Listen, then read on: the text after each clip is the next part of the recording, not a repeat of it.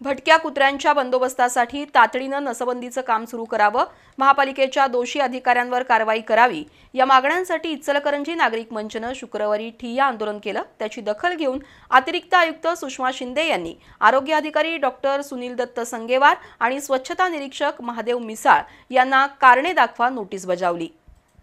इचलकरंजी शहरात भटक्या कुत्र्यांची संख्या प्रचंड वाढली असून कुत्र्यांच्या उपद्रवामुळे नागरिकांना रस्त्यावरून ये-जा करणं अवघड झालंय। आयजीएम रुग्णालयातील आकडेवारीनुसार महिन्याला सुमारे 450 जण कुत्र्यांच्या हल्ल्यात जखमी होतात।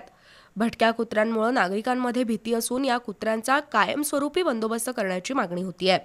त्यासाठी शुक्रवारी इचलकरंजी नागरिक मंचच्या वतीनं महापालिका प्रवेशद्वारासमोर ठिय्या आंदोलन झालं।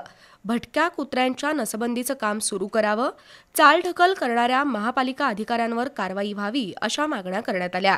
इचलकरंजी शहरामध्ये 15 दिवसापूर्वी नंदिनी वैंगडे या शालेय विद्यार्थिनीवर भटक्या कुत्र्यांनी हल्ला केल्याने ती बेसमेंटमध्ये पडली।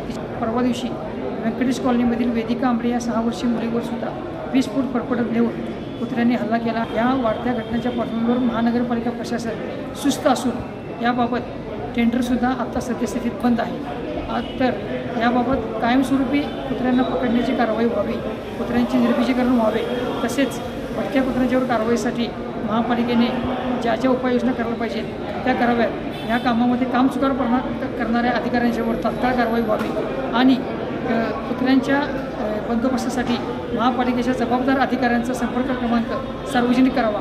यावेळी आंदोलकांनी जोरदार घोषणाबाजी केली।